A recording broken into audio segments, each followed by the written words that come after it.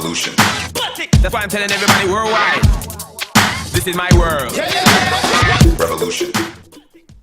Hello, Jim Lee from Climate Viewer News here. It's June 26, 2015, and I'm going to answer some reader mail.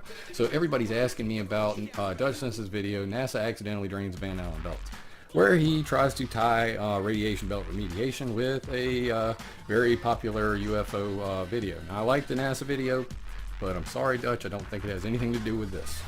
So over here, he's on the Wikipedia page for the Van Allen belts, and he says, the high voltage orbiting long tether. I guess he assumes that this must be the tether that he saw from the video, but unfortunately it says right here they only performed a preliminary analysis simulation.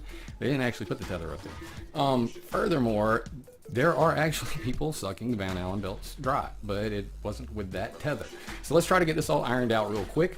I'm over here on climateviewer.com/HAARP, and it's HAARP and the Sky Heaters, and you scroll down here, you're going to see tether panel recommendations. Ooh, tether panel. That's a coincidence. So what you got here is ionospheric heaters are destroying the Van Allen belts, and you scroll down through this bad boy, and right here, once again, tether panel. Satellite threat due to high altitude nuclear detonation. That's why they're doing it. Here's your high voltage orbiting long tether, and that is over on tethers.com/highvolt, and you can see the picture there. And then what you can see is they plan on putting tethers all along the equator right there, and that would cause the radiation in space to slowly just rain out. All right, so they haven't done that, but what they have done is use HAARP to do the exact same thing. So this is satellite threat due to high altitude nuclear detonation, Eisenhower Institute, and this is Dennis Papadopoulos from the University of Maryland who proposed this. Dennis Papadopoulos to this day is a member of the MURI project, M-U-R-I, and is a leading researcher for HAARP. So let's get to that. It says acknowledged input from DTRA hand Halio study and tether panel HAARP study. So you go down here to the bottom, what you're going to see is that HAARP has been used as a VLF injection tool, and what they do is they shoot electromagnetic missiles up into space, and these missiles scoop radiation out of the sky. So you see here, HAARP shoots them up, they go up here, they bounce around, and when they come back, they rain down on the poles. That is called artificial air glow. Artificial air glow is another term for artificial aurora. So basically it goes like this. You got a tub full of bubbles, you take your hand, you scoop it across the top. That pushing action, that's what they're doing with HAARP. These VLF waves, they go into space, they push the radiation, it rides along the Van Allen belts, along the magnetic field lines, and comes back down at the poles in the form of artificial aurora. So you say to yourself, well, if HAARP is sucking radiation out of the Van Allen belts, then why would they close it? The reason why is because HAARP is now on a boat. They have mobile ionospheric heaters. These are called the Strawman High Frequency Array. This is also Dennis Papadopoulos right here. He proposed this stuff, and these are mobile VLF, ELF radar ionospheric heaters. So you can see right here, ELF mobile array performance, and here's where we want to put a floating HAARP boat. So that's where that went, and they also go on to say we want to put a test facility down here at Jicamarca, Peru, and explore U.S. sites such as Guam. So these ionospheric heaters are pushing radiation out of the space into the poles and creating artificial aurora. The reason why they're doing it, a couple reasons they claim in their satellite threat due to high altitude nuclear explosion. They basically say that if somebody were to set off a nuclear explosion high in the sky, that radiation would destroy all the satellites, and they want to be able to suck that radiation out. Or if there's a solar flare, such as the Carrington event, or a large coronal mass ejection, that all of that extra radiation that's coming in would destroy satellites and potentially power grids, that they could make a mitigation system that would suck it out real quickly.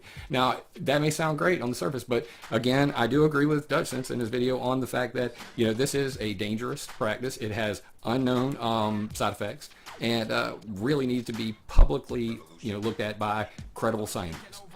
This stuff is under the radar and not known by anybody.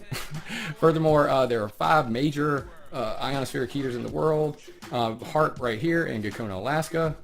We have the Arecibo array, which is the Arecibo Observatory Enhanced High Frequency Array, something like that. It's at the William E. Gordon Telescope. You can see it right here. There's a little dude with a big antenna.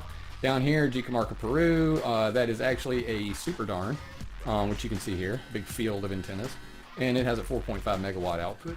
And finally, we'll just skip Sura and go to Norway, and you can see up here in Norway, the Tromso array. Now this big line right here, this is another reason we don't need HAARP anymore. They're building something, my line just went away. Come back to me, line. They are going to replace HAARP with this Tromso array, and it's called the EyeScat 3D. HAARP had a 5 gigawatt output. This radar has a 100 gigawatt output and should be complete by 2016. So I suggest you guys come over here and read all about these ionospheric heaters and check them out. I personally don't like what they're doing, and I hope that some people really look into that. And we can also rest assured that the NASA's not to blame for all of it. These are definitely scientists from different universities around the globe, all involved in controlling space weather. So satellite, saving satellites with radiation belt remediation and modifying space weather with HAARP. You heard it here. I hope that clarifies a lot of questions that people have had, and unless someone like you cares a whole awful lot, nothing's going to get better. It's not.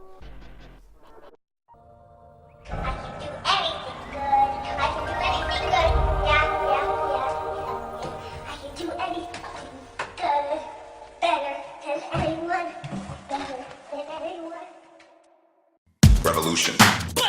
I know it's taking over. Revolution. That's why I'm telling everybody worldwide, this is my world. Revolution.